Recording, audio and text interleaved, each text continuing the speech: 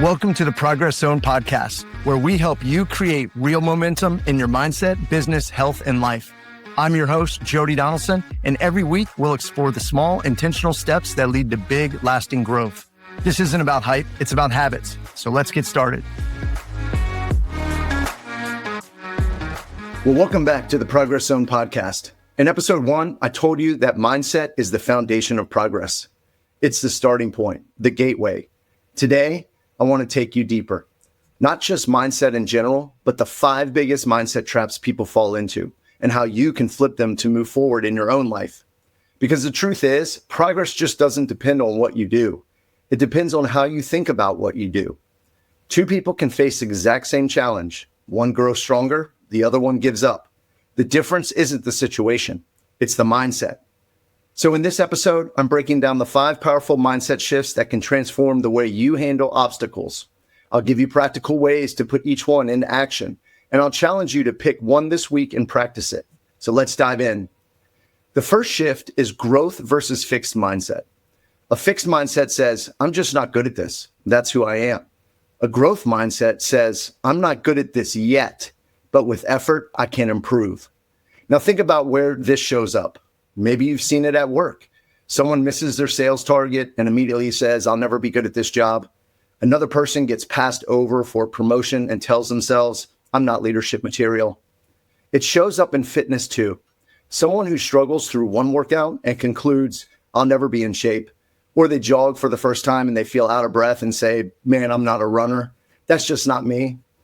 It even shows up in relationships. A person avoids difficult conversations because they say, I'm just not good at communication. Well, here's the reality. None of those are permanent conditions. They're stories we tell ourselves. Neuroscience shows the brain is plastic. It literally changes with practice. When you try something, fail, and keep going, you are rewiring your brain. So let me ask you this. Where in your life are you treating failure as a final judgment instead of feedback? Here are a few ways to practice growth mindset. First, whenever you hear yourself say, I can't, add the word yet. I can't do this yet. That one word opens the door. Second, track effort, not just the results. In a journal or on your notes app, write down what you tried each day. Not just the outcomes, but the attempts, because effort compounds. And third, once a year, intentionally start something new that you know you'll be bad at. It's uncomfortable and it's humbling, but it forces you to live in growth mode. So remember, failure isn't the end of the story. It's data, it's feedback. And growth mindset takes that data and uses it to fuel progress. The second shift is victim mentality versus ownership. The victim mentality says, I can't succeed because of them, because of the economy, because of my boss, because of my past. The ownership mentality says, I may not control everything, but I can control my actions and my response. So let's get real. We all know someone who blames their boss for not getting that promotion, but never actually works on their leadership skills or explores new opportunities. Or the person who blames genetics for being out of shape, but never commits to consistent exercise or nutrition changes. Or the person who blames their busy schedule for constant stress, but never sets boundaries or manages their time differently. Victim mentality feels comfortable because it takes the pressure off of us. If it is always someone else's fault, then you don't have to change. But the cost is huge. You give away all your power. Ownership doesn't mean everything is your fault. It means everything is your responsibility, and responsibility is what gives you the power to make change. So what can you do? Try an ownership audit. Take one problem you're frustrated with, write it down. Then ask yourself, what part of this is within my control? Even if it's 10%, circle it and start there. Change your language too. Instead of saying, they made me mad, say, I chose to respond with anger. Instead of, they didn't give me the opportunity, say, I didn't pursue the opportunity. Those subtle shifts, they make a big difference. And try the 100% rule. Take full responsibility for your side of every situation, even if others mess up theirs. That doesn't mean blame yourself unfairly. It means owning your power to respond. So ask yourself this, where in my life am I waiting for someone else to change when I could be taking action myself? Victimhood keeps you stuck.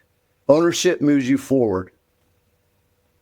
The third shift is abundance versus scarcity. Scarcity says, if they win, I lose. There's not enough to go around. Abundance says, there's plenty of opportunity, and their win proves it's possible for me too. Maybe you felt this when a coworker got a promotion and your first thought was, why them? What about me?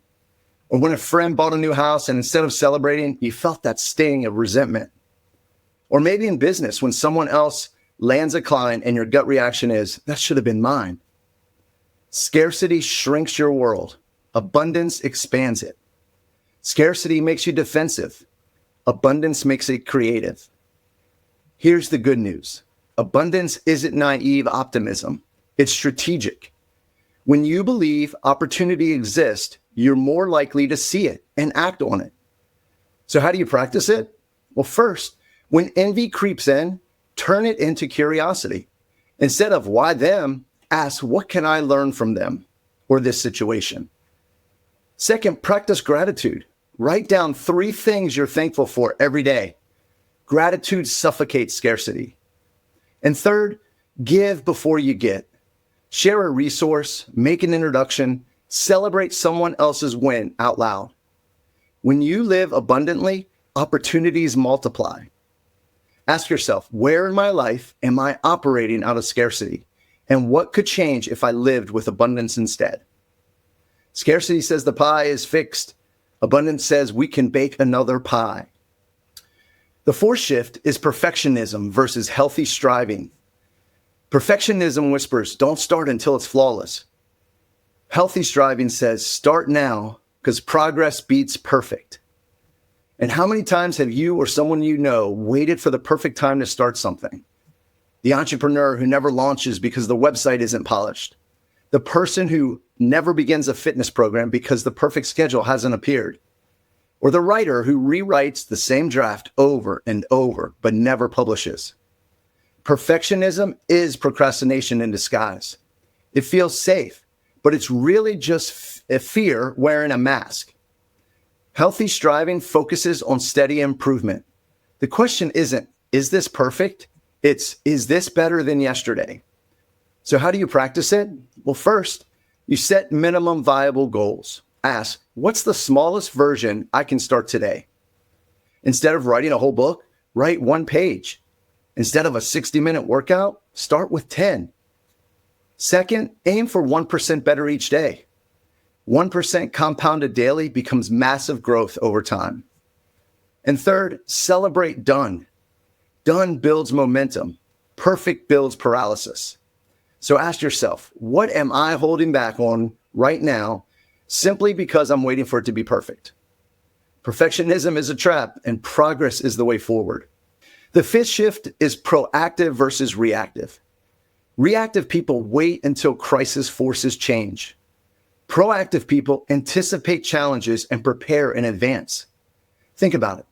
The person who only changes their diet after a health scare, the professional who only networks once they've lost a job, the couple who only invest in their relationships when it's already unraveling. Reactive living is firefighting, where proactive living is fireproofing. So how can you live proactively? Identify one area of your life where you're constantly putting out fires and ask, how can I prevent this instead of reacting to it? Use your calendar to block out priorities before urgent requests take over, which they always do. Don't wait for free time, create it. And every week, ask yourself, what's one action I can take today that my future self will thank me for?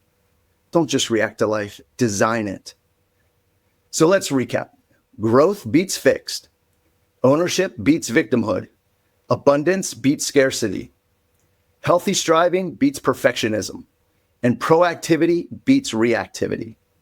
You don't need to master all 5 at once. Just pick one. Apply it this week and notice what happens when you flip the lens. So here's my challenge. Write down which mindset you slip into most often.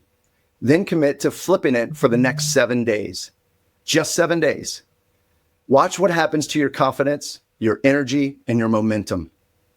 Progress doesn't come from giant leaps. It comes from tiny shifts repeated consistently.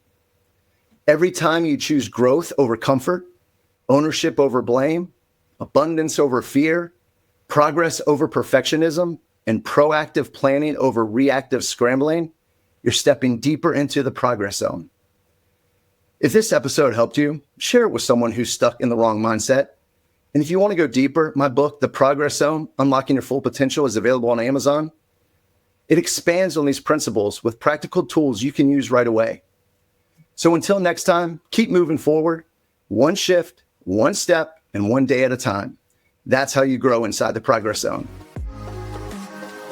Thanks for joining me in the Progress Zone. If today's episode gave you a spark, share it with a friend, subscribe, or leave a quick review. And remember, progress isn't about being perfect. It's about showing up. I'm Jody Donaldson, and I'll catch you next time inside the Progress Zone.